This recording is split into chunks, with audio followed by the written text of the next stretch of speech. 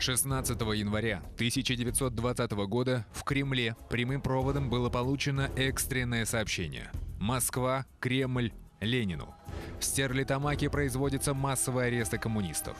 Аресты производятся предписанием выступившего против партии председателя Башревкома Юмагулова. Командующий Туркестанским фронтом Фрунзе немедленно отправляет в столицу автономного Башкортостана летучий отряд Красной кавалерии. Муса Муртазин, командир отдельной башкирской кавалерийской бригады, стоявшей под Оренбургом, был изолирован. Вечером того же дня Ленин телеграфирует в Стерлитамак. Председателю Башревкома Юмагулову предписывается сдать дела заместителю и немедленно выехать в Москву для дачи объяснений. Харис Юмагулов, вынужденный подчиниться воле вождя мирового пролетариата, покидает Башкирию, понимая, что навсегда.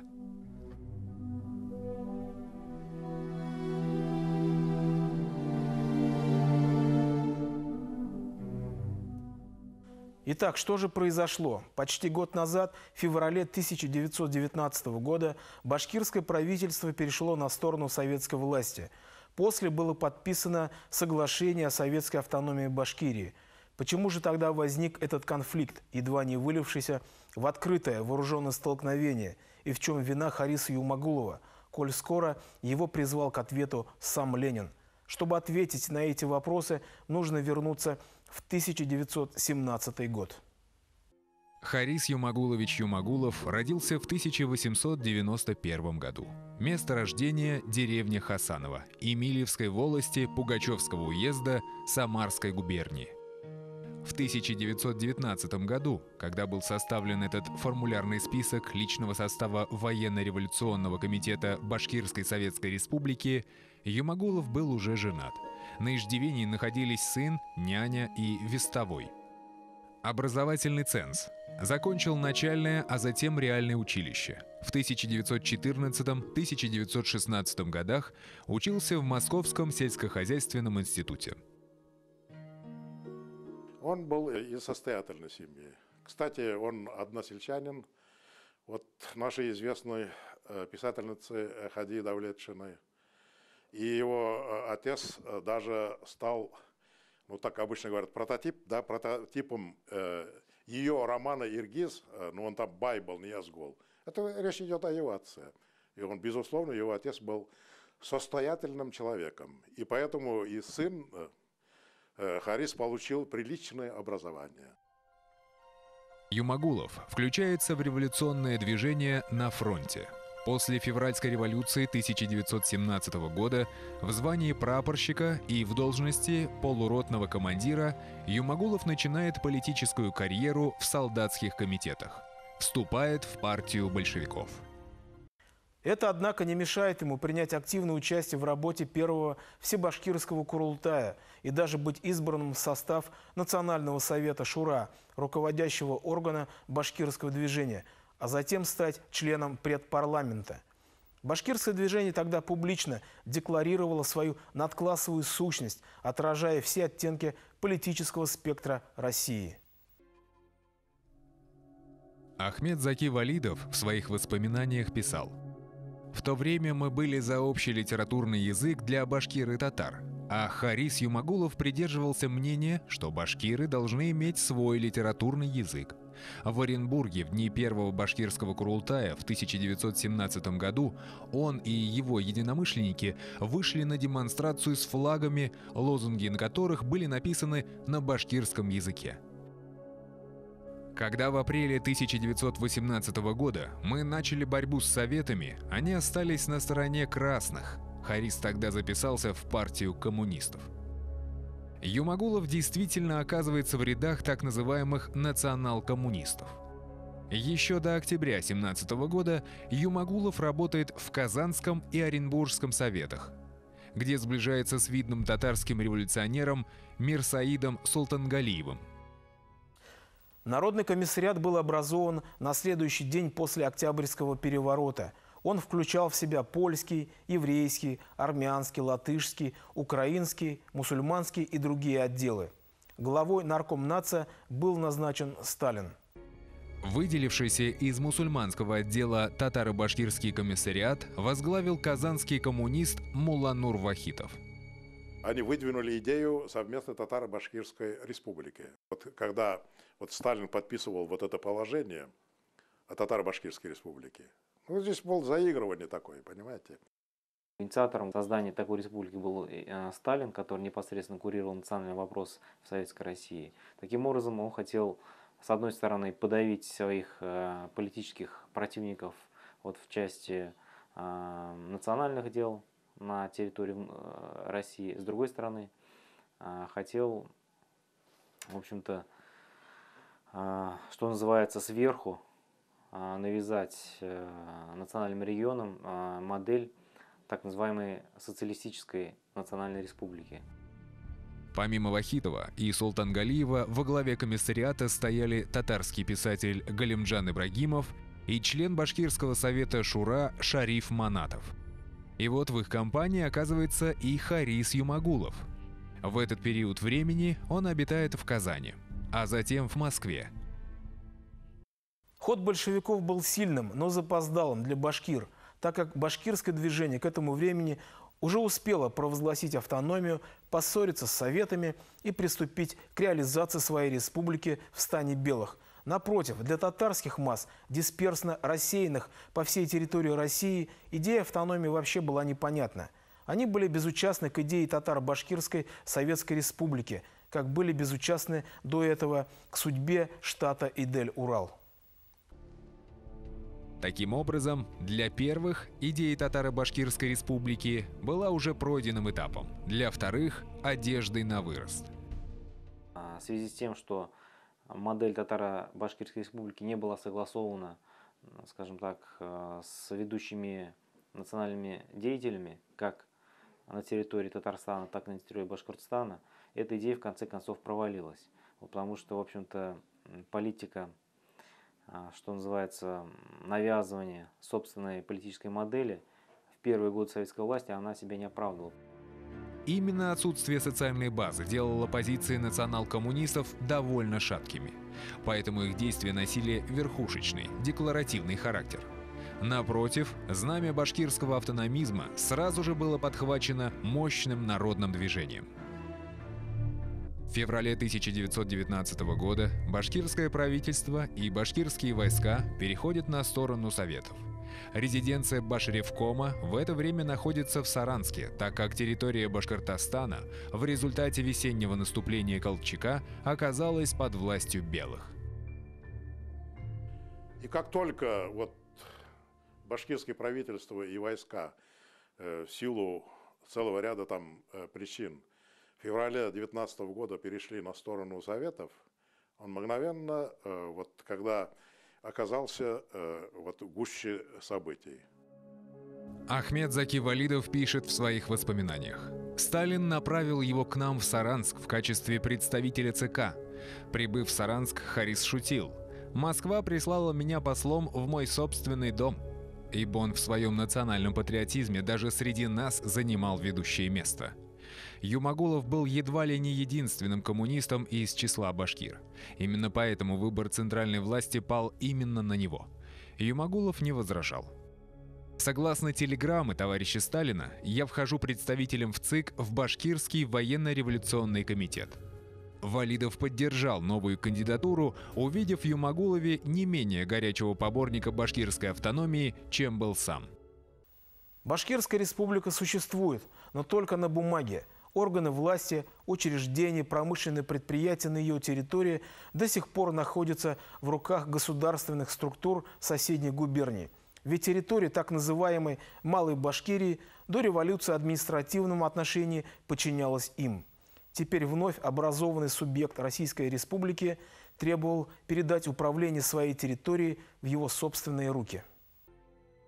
Именно требовал, причем порой весьма категорично, болезненно реагируя на любые проволочки. Из телеграммы Уфимского губкома в Наркомат продовольствия. Башревком в лице Юмагулова и Карамышева явились в губком, потребовали всех советских аппаратов на территории Малой Башкирии.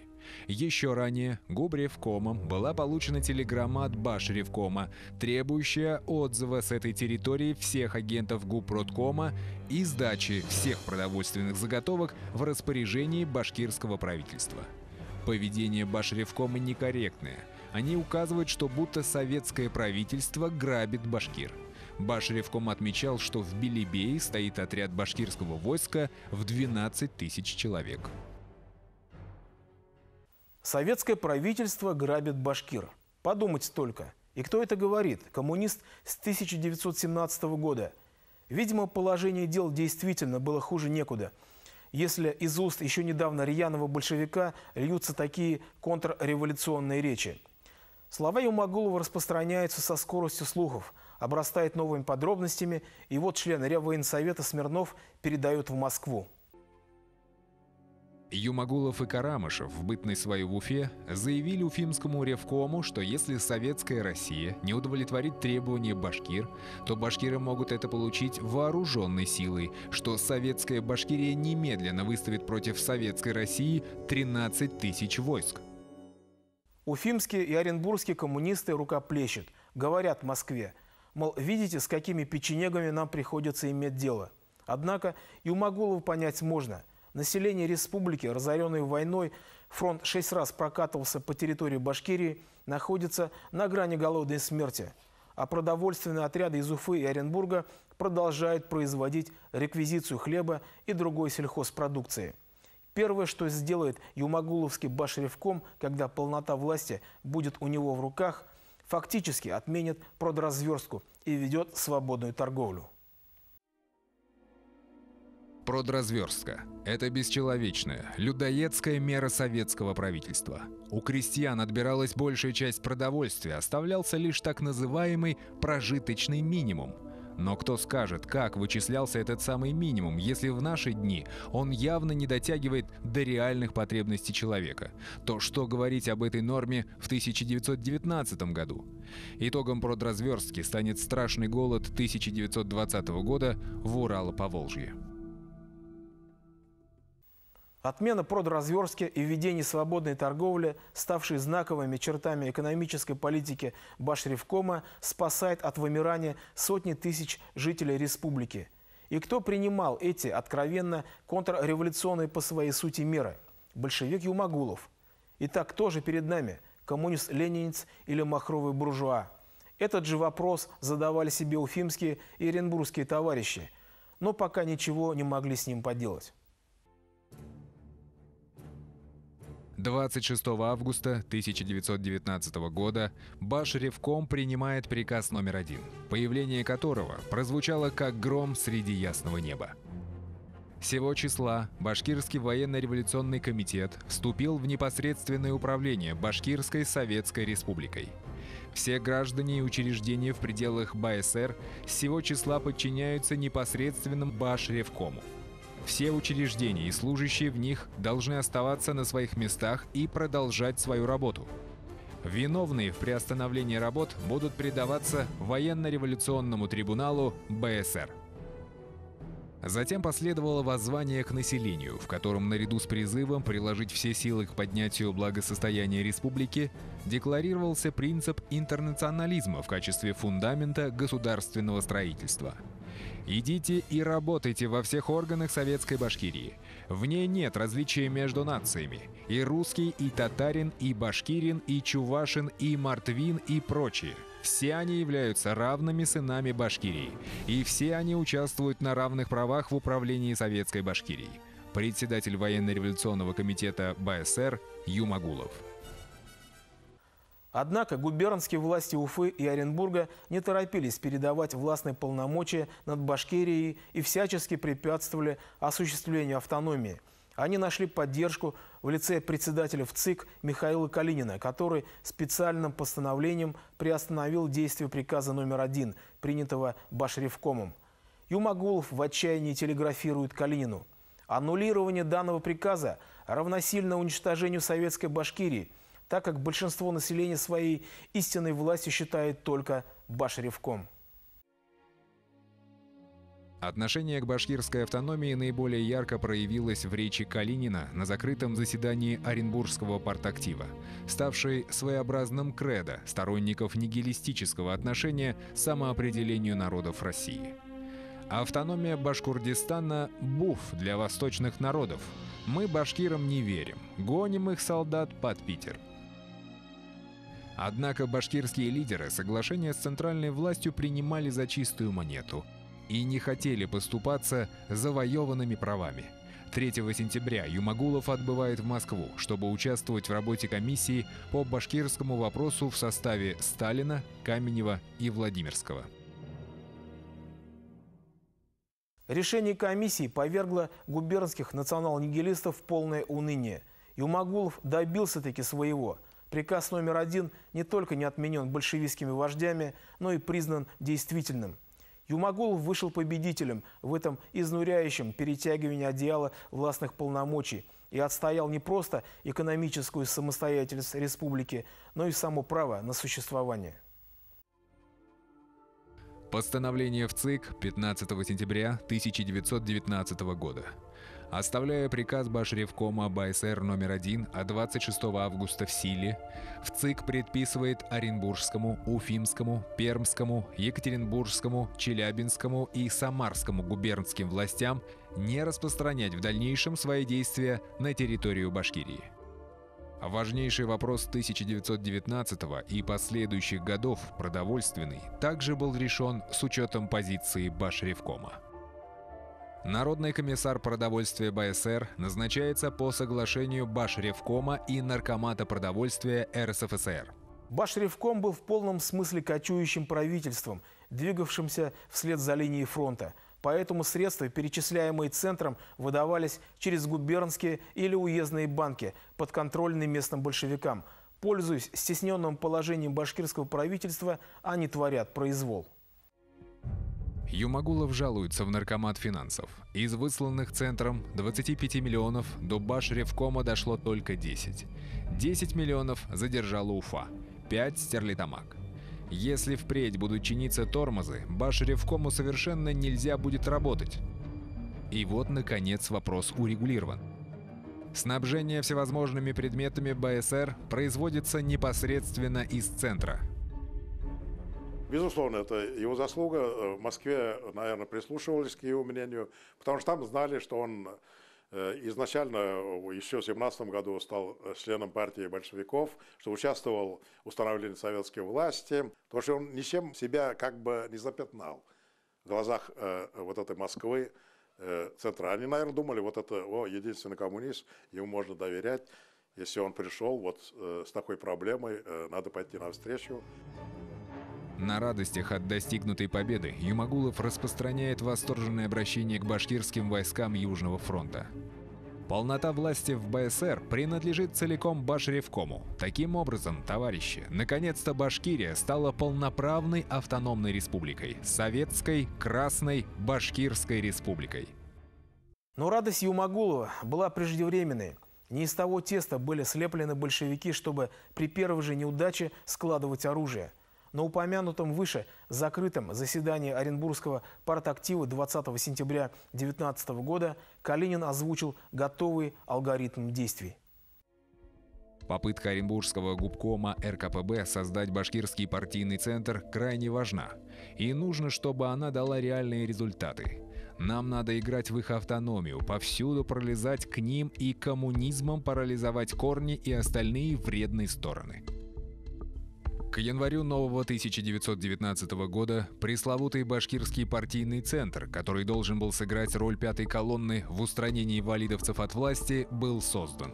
Во главе него стоял местный большевик Галиша Мигулов, который пользовался полной поддержкой кремлевских эмиссаров Самойлова и Артема, являющихся уполномоченными в ЦИК и ЦК ВКПБ соответственно.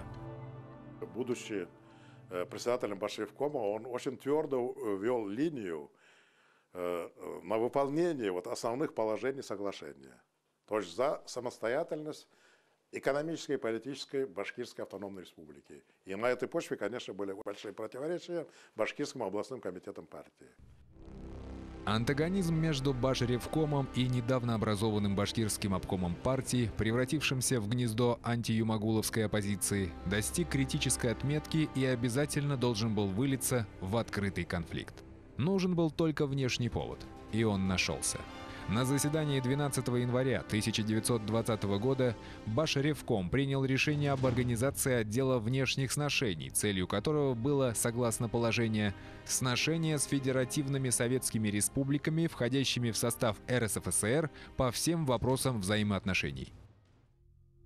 Вполне безобидное решение, но Шемигулову и его патронам нужен был какой-нибудь прецедент, чтобы начать войну, и они сразу же раздули из мухи слона. В учреждении отдела внешних сношений они разглядели признаки сепаратизма, хотя в документе черным по белому было написано, что отдел создан для контактов с субъектами Российской Федерации. Спустя 13 лет Самойлов в журнале «Пролетарская революция» опубликовал воспоминания о своей деятельности в Башкирии. Там, в частности, говорилось: по поручению Юмагулова некий Ракай неожиданно выступил с докладом о создании Наркомата иностранных дел Башкирии при Башревкоме для самостоятельных сношений с иностранными государствами. Ну, он, конечно, искажает это конкретные факты. То есть это не было Министерством иностранных дел. Это обыкновенный был отдел. Но, тем не менее, вот это дело так раздули, и заявление было сделано местными коммунистами, что это первый шаг к отделению Малой Башкирии от Российской Федерации, РСФСР. Самойлова нельзя заподозрить в том, что он был неграмотен, а значит, был знаком с проектом положения об отделе внешних сношений.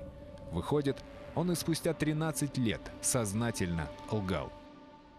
В пользу того, что январский конфликт был инспирирован шемигуловцами, говорят многие факты. Идея заговора состояла в том, чтобы спровоцировать излишне горячего Юмагулова на неадекватные ситуации действия. Что для этого было нужно? Нужно создать видимость готовящегося к заговору против Башревкома с целью его свержения. Они вели себя крайне вызывающе. Например, фактический руководитель Башчака Измайлов после вести о возобновлении проекта Татаро-Башкирской республики открыто заявил, что Башкирской республике конец, но главная провокация произошла в Токчуранском кантоне. Некто Карл Муценик, командированный в Токчуранский кантон, в состоянии сильного подпития признался Мухаммедше Бурангулову, председателю этого самого кантона, что Шемигулов и его приспешники готовят заговор с целью устранения Валидова и Юмагулова от власти. Реакция Башревкома была мгновенной. В ночь с 15 на 16 января все участники мнимого заговора были арестованы. Этого только и добивались шемигуловцы. Теперь можно было сказать Ленину, мол, что и следовало доказать: Башревком является логовом контрреволюции.